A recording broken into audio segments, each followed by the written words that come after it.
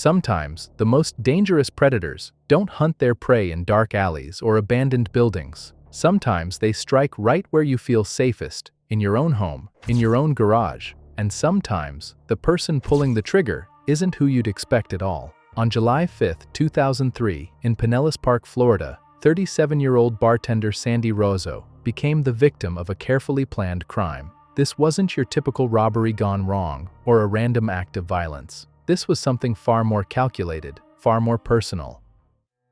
The 4th of July weekend had just passed, and residents were still in that festive mood. So when several neighbors heard what sounded like firecrackers popping around 11:10 p.m., nobody really thought twice about it. Kids were probably still setting off leftover fireworks. Wrong. Dead wrong. Troy Edwards was upstairs in the home he shared with Sandee when he heard those pops. Now, Troy could have just rolled over and gone back to sleep, but something made him get up and check. Maybe it was intuition. Maybe it was concern for Sandee, who should have just gotten home from her shift at the Green Iguana bar. Whatever it was, when Troy went down to the garage, he found a scene that would haunt him forever. Sandee was slumped in her car, blood everywhere, broken glass scattered across the garage floor, 8 gunshot wounds. Let that sink in for a moment. Someone didn't just want Sandee dead, they wanted to make absolutely sure she wouldn't survive. Troy's hands shook as he dialed 911, probably getting her blood on his phone as he tried desperately to help her. When paramedics arrived, they rushed Sandee to the hospital, but it was too late. The ambush had been too well executed, the injuries too severe. A 37-year-old mother was dead, leaving behind a young daughter who was staying with her father in Alabama that weekend. Here's what made detectives' skin crawl from the very beginning. Sandee's purse was untouched. Her wallet still had cash in it. Her jewelry was still on her body. This wasn't a robbery. Someone wanted Sandee Rozzo dead, and they'd waited for her, probably watched her pull into that garage, and then unleashed a barrage of bullets from what investigators quickly determined was a .22 caliber weapon. I need you to understand something about murder investigations. When a woman is killed, especially in such a personal, violent way, investigators immediately look at the men in her life. Statistically, that's where answers are most often found. And Sandee had 2 significant men in her orbit: Troy Edwards, the boyfriend who found her, and Jesse, her ex, and the father of her child. Troy's behavior that night raised immediate red flags. After calling 911, he left the scene to go to the hospital, which might seem normal enough, but before leaving, he locked up the house. Police are swarming your property, investigating your girlfriend's murder, and your first instinct is to lock them out? What exactly was Troy trying to hide? When detectives finally sat down with Troy, he was visibly distraught, which you'd expect. He told them about his day, left for work at 5 a.m. while Sandee was sleeping, came home at 2 p.m., had a brief conversation with her before she left for her evening shift at the Green Iguana. According to Troy, their relationship was solid, romantic even. He loved her, he said, planned to marry her. He painted a picture of domestic bliss that would soon be contradicted by just about everyone who knew the couple. But then Troy dropped a bombshell. He said Sandee had told him that if anything ever happened to her, they should look at someone named Tracy Humphrey, her ex-boyfriend who had allegedly assaulted her after their breakup. The problem? When police ran the name Tracy Humphrey through their databases, they came up empty. No criminal record, no address, nothing. Was Troy making this up to throw them off his trail? Investigators noticed something else during that first interview. Troy had cuts on his hands, legs, and feet. He claimed he'd gotten them from broken glass while trying to pull Sandee from the car, trying to save her. Maybe that was true, or maybe those injuries told a different story. The investigation was just getting started, but already we had a boyfriend with suspicious behavior and injuries, a mysterious ex-boyfriend who might not even exist, and a victim. Someone had planned this carefully, waiting for the perfect moment to strike. Let me tell you something about child custody battles. They can turn people into monsters. When detectives started looking beyond Troy Edwards, they had to consider every angle, every possible motive for wanting Sandee Rozzo dead. And there was one person who had both a connection to Sandee and a potential reason to want her gone: Jesse, her ex, and the father of her daughter. Jesse lived in Alabama with their daughter, who thankfully was with him that weekend instead of at home, witnessing her mother's murder. But here's where it gets interesting. Jesse was financially supporting his daughter and, according to some sources, might have been seeking sole custody. You know what makes custody battles easier to win? when the other parent isn't around to fight back. The detectives weren't about to take any chances. They drove all the way to Alabama to have a face-to-face with Jesse, and let me tell you, nothing says, "We think you might be a murderer," quite like detectives showing up at your door from another state. Jesse denied any involvement, of course. They always do at first, but denials don't mean much in a murder investigation.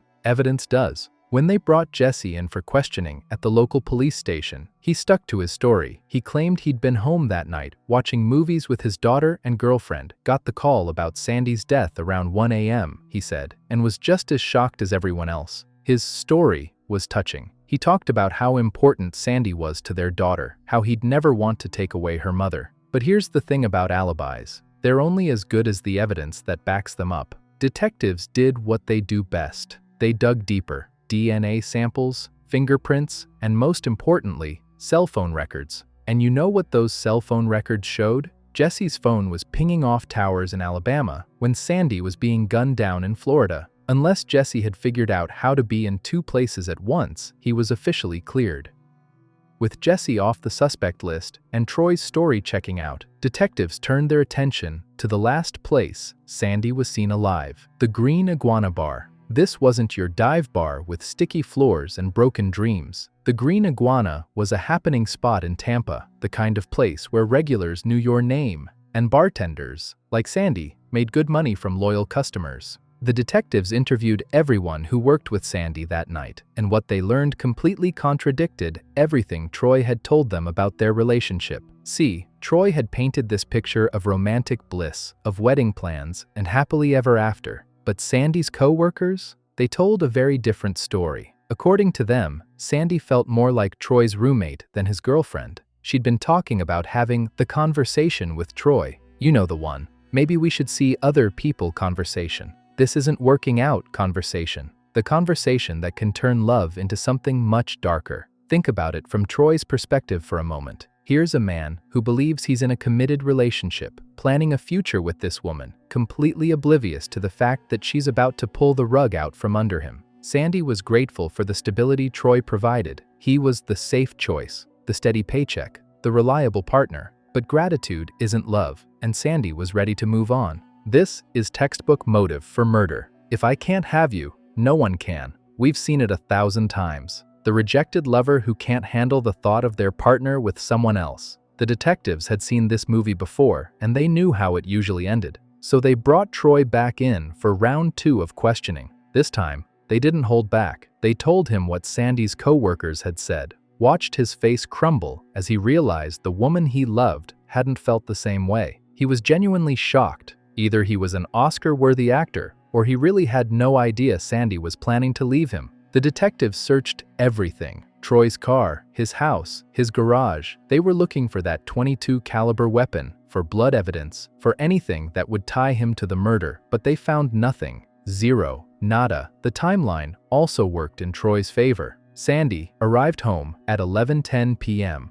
Troy heard the shots immediately, found her, called 911. The 911 call was genuine, panicked, desperate. Unless Troy was the fastest cleanup artist in criminal history, he couldn't have shot Sandee 8 times, disposed of the weapon, cleaned himself up, and then made that call. After extensive investigation, law enforcement had to face facts. Troy Edwards didn't kill Sandee Rozzo. He was just a heartbroken man who'd lost someone he loved, even if that love wasn't fully returned. So now what? The investigation had hit a brick wall. Jesse was in Alabama. Troy was cleared. Sandee's co-workers all had solid alibis. The detectives were starting to wonder if this was going to be one of those cases that goes cold, that ends up in a dusty file cabinet somewhere, unsolved and forgotten. But then, Troy did something that cracked the case wide open.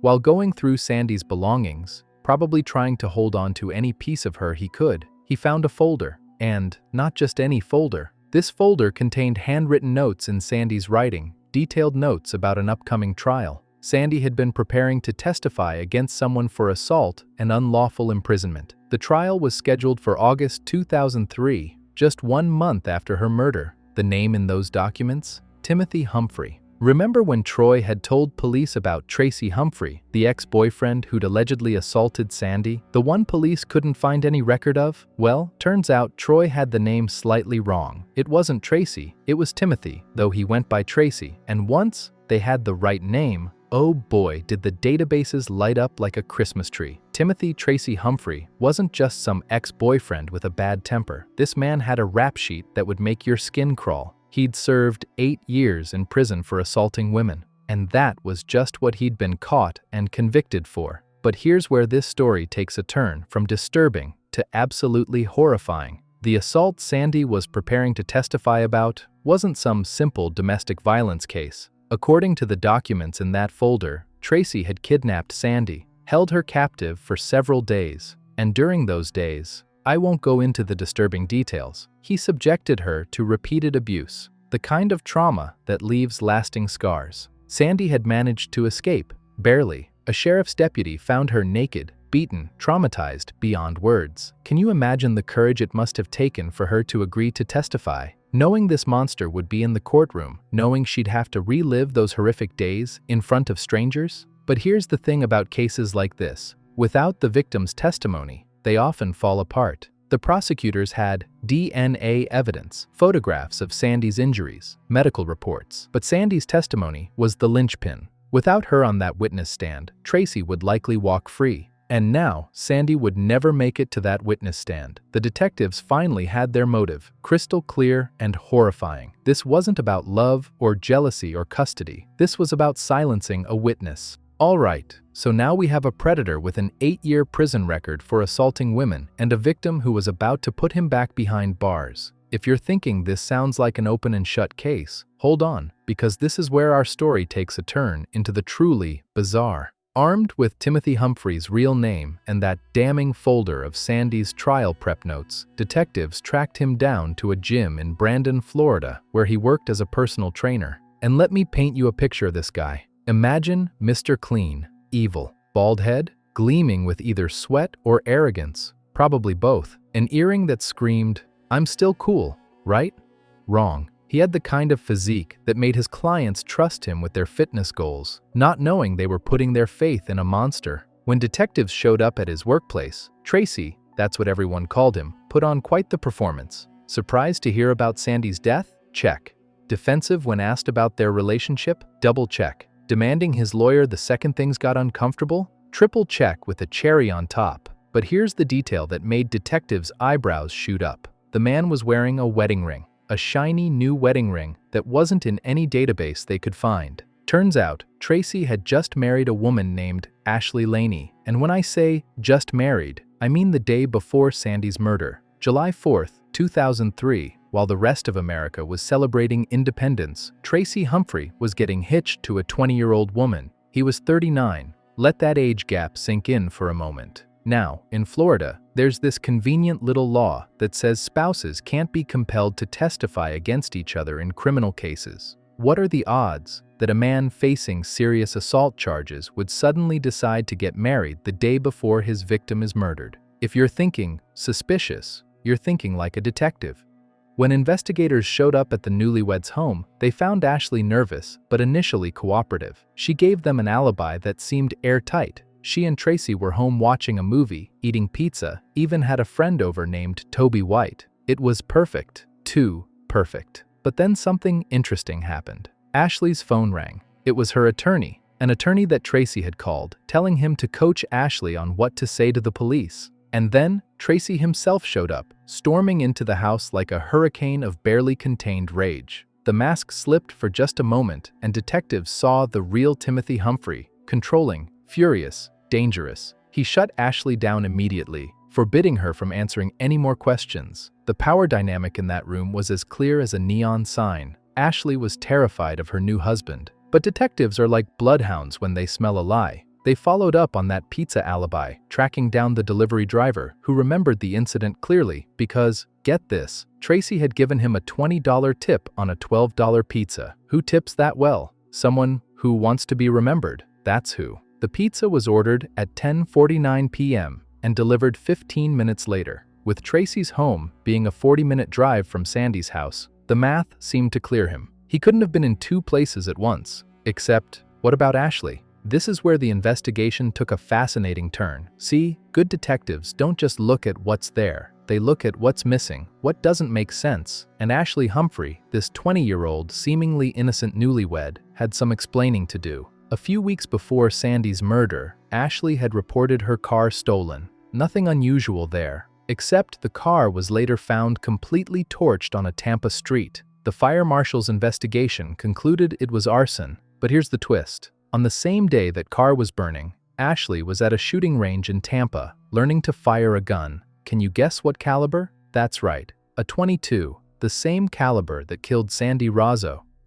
When detectives talked to Ashley's family, the plot thickened like a good Florida humidity. Her stepfather mentioned he'd loaned Ashley his .22 caliber handgun because she wanted to learn to shoot. When he asked for it back, she never returned it. But the real bombshell came from Ashley's mother. Ashley had told her that Sandee had been shot 8 times. 8 times. That specific detail had never been released to the media. Only the killer and the cops knew that number. Cell phone records, the modern detective's best friend, told a story that Ashley's lips wouldn't. Her phone pinged off a tower near the Green Iguana at 4:30 p.m. on the day of the murder. She'd been stalking Sandee at work, making multiple calls to Tracy. Then, at 10:45 p.m., right when Sandee was leaving work, Ashley's phone showed up near Sandee's house. Meanwhile, Tracy's phone stayed put in Brandon, maintaining his alibi while his young bride did his dirty work. The detectives then turned to Toby White, the friend who supposedly visited that night.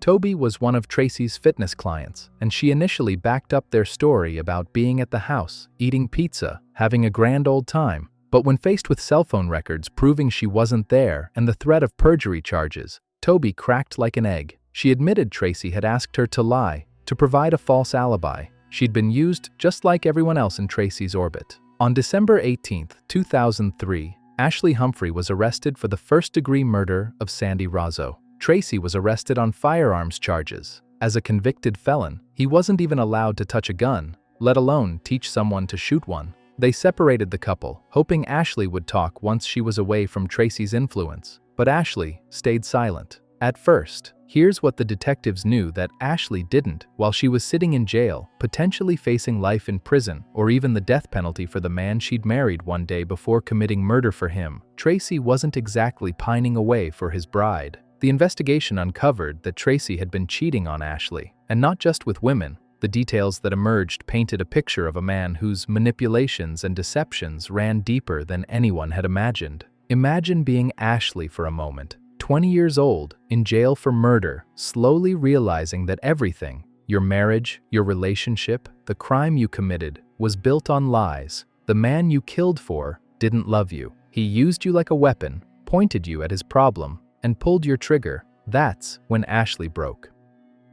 She confessed everything, and I mean everything. The murder, yes, but also something else. There had been another attempt weeks earlier. Ashley had sat in the Green Iguana parking lot with that borrowed .22, waiting for Sandee to leave work. When Sandee walked out, Ashley pulled the trigger, but she missed, hitting her own car's mirror instead. That's why they had to torch the car, to destroy the evidence of that failed attempt. Think about the cold calculation of that for a moment. They failed once, regrouped, and tried again. This wasn't a crime of passion. This was premeditated, deliberate, and orchestrated by a master manipulator who'd found the perfect pawn in a young woman who thought she was in love. According to Ashley's confession, on July 5th, she spent hours in that parking lot, phone in constant contact with Tracy as he coached her through it. When Sandee left at 10:45 p.m., Ashley followed her home. When Sandee pulled into her garage, Ashley pulled in right behind her and opened fire. 8 shots,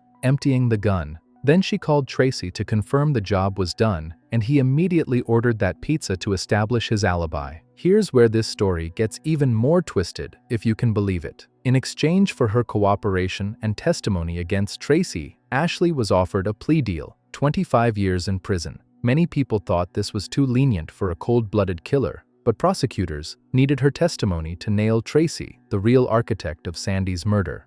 On March 10, 2006, Ashley Humphrey was sentenced to 25 years in prison. 14 years after her sentencing, Ashley would drop another bombshell that would shake this case to its core. but we'll get to that. First, let me tell you what happened to the puppet master who thought he could use his young bride as a disposable assassin. In February 2006, Ashley took the stand against her husband, the man she'd married one day before committing murder for him, the man she thought loved her. She laid it all out, how Tracy had groomed her, manipulated her, convinced her that Sandee was the enemy. The jury didn't need long to deliberate. Humphrey was found guilty of first-degree murder. The judge sentenced him to life in prison without the possibility of parole, plus an additional 15 years for attempted escape. Because of course, this narcissist thought he could break out of jail. He thought he was smarter than everyone, that he could manipulate his way out of anything. But iron bars don't care about your charm or your muscles or your ability to convince young women to kill for you. But wait, remember how I said this case had a shocking twist? Buckle up, because 14 years after her sentencing, Ashley Humphrey dropped a bomb that nobody saw coming. In 2020, Ashley agreed to an interview with Piers Morgan for a show called Killer Women.